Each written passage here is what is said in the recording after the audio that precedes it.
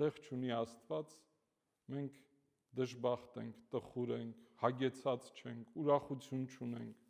կամ եթե անգամ ունենք այդ ուրախությունը, շատ կարճ ուրախություն է։ Եվ ահա Մարգարեն ասում է, այո, այդ ամբողջը այդպես է, մենք էլ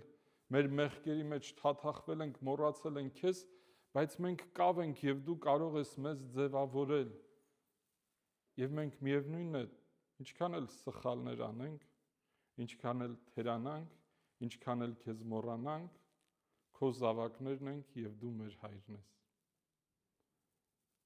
Նայեցեք ինչ գեղեցիկ նկարագրում է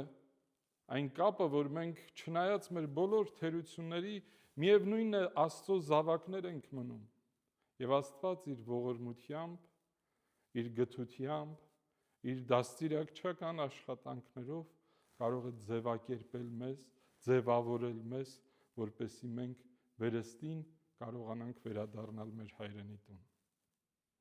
Բայց ինչպես պիտի լինի այդ վերադարձը դեպի հայրենի տուն։ Մենք կարդում ենք Պողոս առաքյալի նամակում, որ գրում է Տիտոսին իր աշակերտին, ասում է, ես քեզ այդտեղ կարգեցի, որպեսզի դու էլ ամեն մի համայնքի համար մի եպիսկոպոս, մի քահանա կարգես, որպեսզի իրենք այդ համայնքները ղեկավարեն։ Այդ ղեկավարները պետք է պարկեշտ կյանքով ապրեն, պետք է այնպիսի ընտանիք ունենան, որ այդ ընտանիքը օրինակ ծառայի համայնքի համար, զավակները գողու ավազակ չլինեն, բարի համբավ ունենա։ Չի ասում, որ չգիտեմ ինչ գիտնականներ պիտի լինեն, ոչ։ Մարդ, որին կարող ես վստահել, իր ապրելակերպով վստահել, իր նիստուկացով, հյուրասիրությամբ, բարությամբ և կարողանաս հավատալ խոսքերին, որ ասում է։ Որովհետև ասում է, կան նաև մարդիկ, հատկապես նրանք, որ հրեաներից այսօր քրիստոնյա են դարձել, որոնք մեծ բառերով խոսում են, ապագորգոր բաներ են ասում, սրբություններից են խոսում, բայց տեսնում ես, որ փուչ և դատարկ է։ Այսօր էլ կան այդպիսի մարդիկ։ Նաև մարդիկ, որոնք նախկինում հոգևորականներ են եղել, որոնք կարծես թե համայնքների մեջ են մեծացել, համայնքի ազգի միջոցով են կրթություն ստացել։ Եվ այսօր մեծ բաներից են խոսում, բայց նայում ես, որ իրենց կյանքը, իրենց նիստուկացը, իրենց ապրելակերպը այդ խոսքին, այդ ասածին չի համապատասխանում։ Եվ առաքյալը ասում է, այդ ժամանակ պետք է նրանց սահմանները ցույց տաս։ Ասես, որ մենք պետք է մեր ուղղափառ դավանությամբ, ուղղափառ հավատքով շարունակենք մեր կյանքը։ Եվ նրանք, ովքեր որ այդ հավատքին, այդ ապրելակերպին, այդ սրբություններին համամիտ չեն, մեր այս համայնքում տեղ չունեն։ Շատ պարզ է։ Որոշում ես լինել Աստծո հետ կամ առանց Աստված։ Քո անձնական որոշումն է։ Եվ եթե սխալվեցիր, ապաշխարությամբ կարող ես վերադառնալ հայրենի տուն, միշտ բաց են դռները այդ հայրենի տան։ Եվ ուրեմն Աստված ցույց է տալիս մեր այն ճանապարհը, որ մենք կարող ենք գնալ բոլոր դժվարությունների միջոցով, սխալներով, թերություններով, եթե լսենք նրա խոսքը, եթե աղաչենք և խնդրենք և թե աղոթենք, եթե մենք հաստատ մնանք մեր հավատքի մեջ, ապա պիտի կարողանանք խմել այն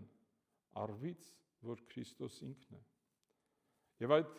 Քրիստոսի միջոցով Սուրբ Հոգու շնորհներն են, որ մեզ տալիս է Աստված,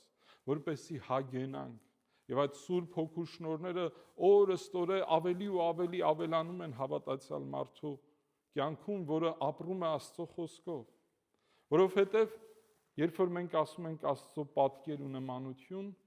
պետք է մեր աչքերի առջև ունենանք դա։ Աստված, մի Աստված Սուրբ Երրորդություն է, Հայր, Որդի և Սուրբ Հոգի։ Այդ երրորդությունը այնքան մեծ սեր ուներ, որ այդ սերը բավարար չէր միայն իր մեջ ապրելու, այլ բխում էր, շատանում էր եւ այդ մեծ սիրուց ստեղծում է աշխարհը, ստեղծում է երկինք ու երկիր, ստեղծվում է հրեշտակած դասը, ստեղծվում է այս աշխարհը,